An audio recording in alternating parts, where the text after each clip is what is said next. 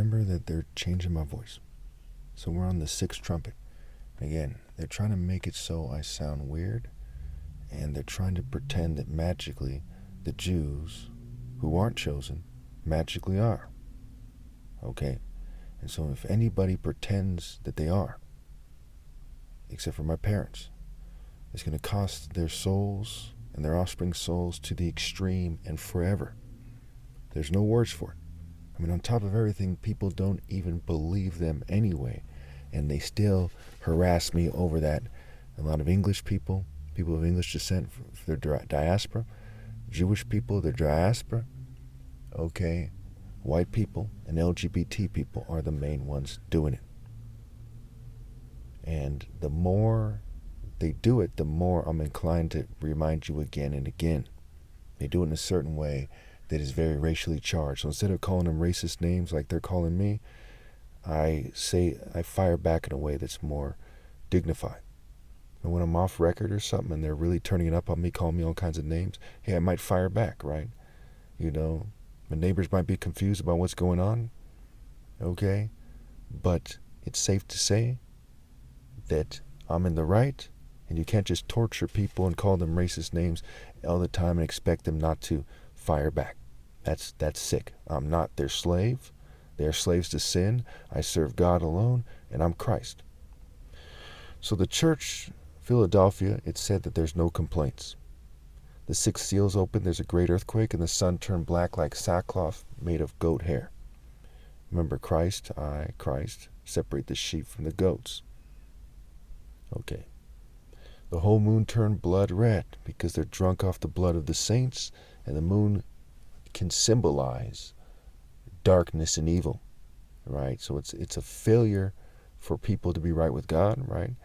And it also can symbolize the lesser light to rule the night. Okay, it can symbolize Satan's failure to be good, so it turned blood red. You know, Satan's failure to punish sinners in a way that's consistent with God's plan, and it can symbolize, you know, a lesser light to rule the night that's not Satan. So also the stars fall to the earth as figs fall from a fig tree when shaken by a strong wind. Okay, so the stars can symbolize angels. They fall to the earth, you know, because of the path they follow, right? The figs as symbolizing the fruits of kings, of ways of thinking, of spirits, what have you. Okay, the fig leaves in the Garden of Eden, they were used as clothes when there's fine linen in Revelation to symbolize the righteous acts of the saints. Okay. The heavens receded and are rolled up like a scroll. So again, it says, who's worthy to open the scroll? The Lion of Judah, right? The Lion of Judah. Okay. Not the jackal. A lot of the spirit animals of the synagogue of Satan are jackals and wolves and snakes. It's a long story why that is. Hippos, boars, what have you. Think fighting styles, think paths and beliefs, think mental capacity, mental, brain activity, what have you. So, okay, we're on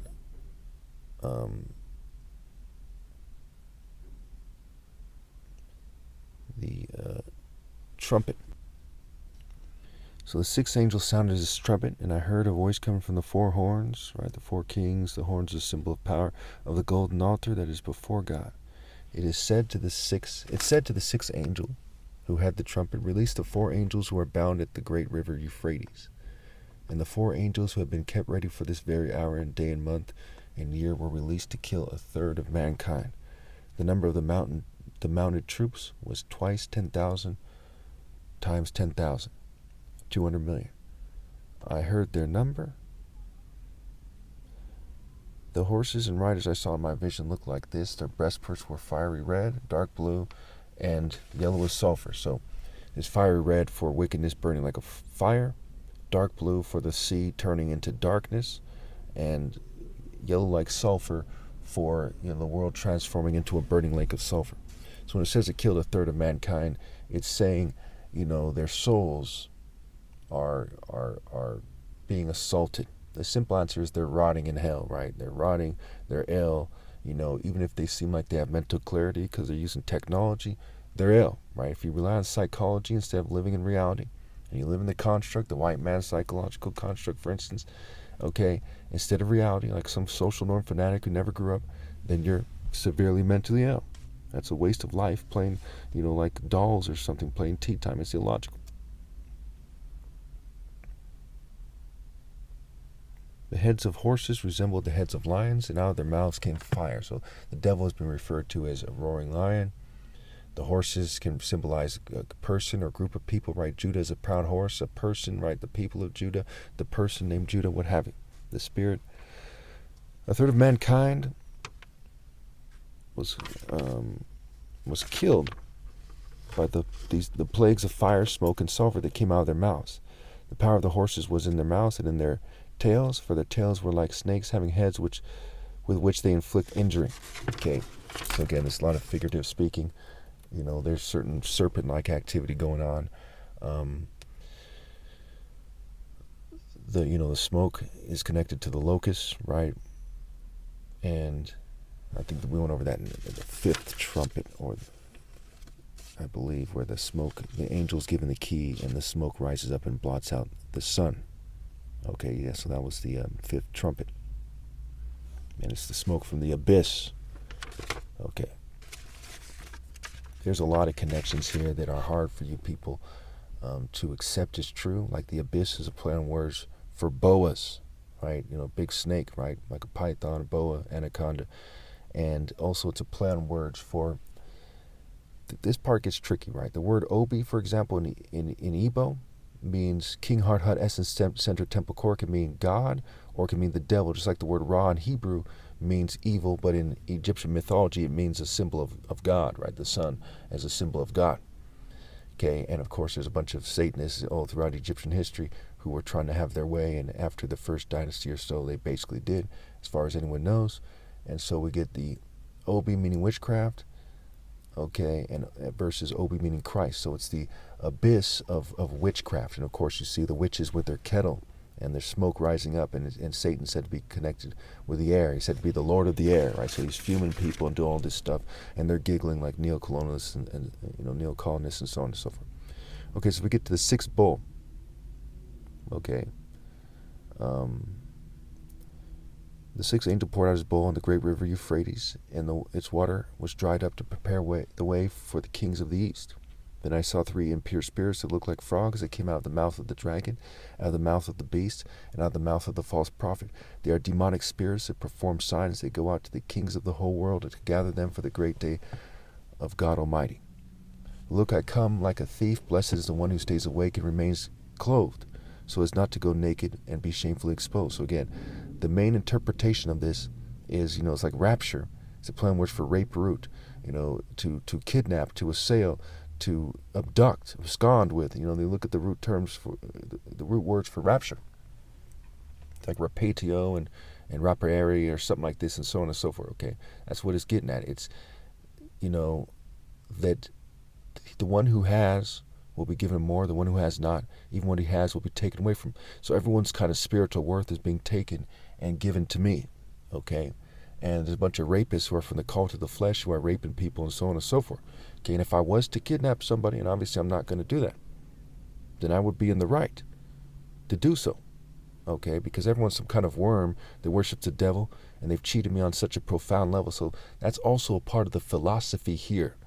So you have to live in reality. You live in the construct. You're like, what is he talking about? What's he talking about? So let me just go over this quickly. I hate when people are social norm fanatics. It makes life so much harder. Okay. Get it through your pea brains. If you lived in a world, for example, I make a bunch of examples while I'm right here. To take back what's stolen from you is not stealing. If you lived in a world where there was a bunch of evil people breeding like rats, and there was a small group of good people that didn't have many women, those people would be right to kidnap the women from the evil people and to force them to reproduce so they can raise an army to fight the evil people.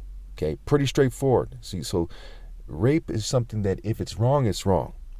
Okay, and in the vast, vast, vast majority of instances, it's wrong. After my flesh dies, it'll be wrong. Okay, when we look in the Old Testament, for example, when they're plundering the Philistines and so on, they're taking the women and so on and so forth. And there's certain rules they have of what to do with them, when to marry them and when not to marry them, and what they need to do to purify themselves, and on and on and on. And this connects to that. And of course, the story is figurative. If there was actually Jews in the Middle East fighting with people and taking their women, at that time they're wrong. Because we look at history, we look at who's who, we look at what's going on here. There's no reason to believe that there was a righteous group of people in the Middle East that was allowed to kidnap people and force them to have marriages with them. God is a God of justice. He expects someone to use the information available to come to a sound conclusion. And not just to say, well, I read this in a book, my oppressor gave me, and da-da-da-da-da. Okay. You have any questions about that? It's one of the more controversial things that I've said in my entire life, really. Put in the comments. Okay. But you should have enough information there to know that I'm right. Okay. So then what happens next, right? Then they gathered the kings together at the place in Hebrew, which is called Armageddon. Okay. So they gathered the kings. So you see how the sixth trumpet connects to the sixth bowl. Okay. So when the sixth trumpet is sounded, they're saying, release the four angels that are kept ready for this very day and hour, right, under the Euphrates. When the sixth bowl is poured out, right, it's on the great river Euphrates, and its water is dried up to prepare the way for the kings of the east. So those four angels are associated with the kings of the east, and the word east is a play on word for beast, right? Beast and east. It's not a coincidence. And so beast is beta scrambled. So that, these witchcraft worms, when Exodus 15:3 says the Lord is a warrior. And if you look at a lot of religions, you look at the Pope, no offense to anyone, the priest, what have you, they have on the garments of witchcraft. If you really do your math, right, diet and deity, right, the reason why a chef is dressed similar to a kung fu person, it's the garments of witchcraft when worn by them, okay, when done by them, right? You know them by their works, not necessarily by their clothes. But since it was communicated, one of the most handsome pictures I have, I'm wearing a kung fu gi, but I don't do witchcraft because it communicates being a certain mind, body, soul, spirit type of warrior. I don't do kung fu, mind you, because there's no martial art outfit that communicates a Royal African Falcon martial art order, so I was wearing that instead.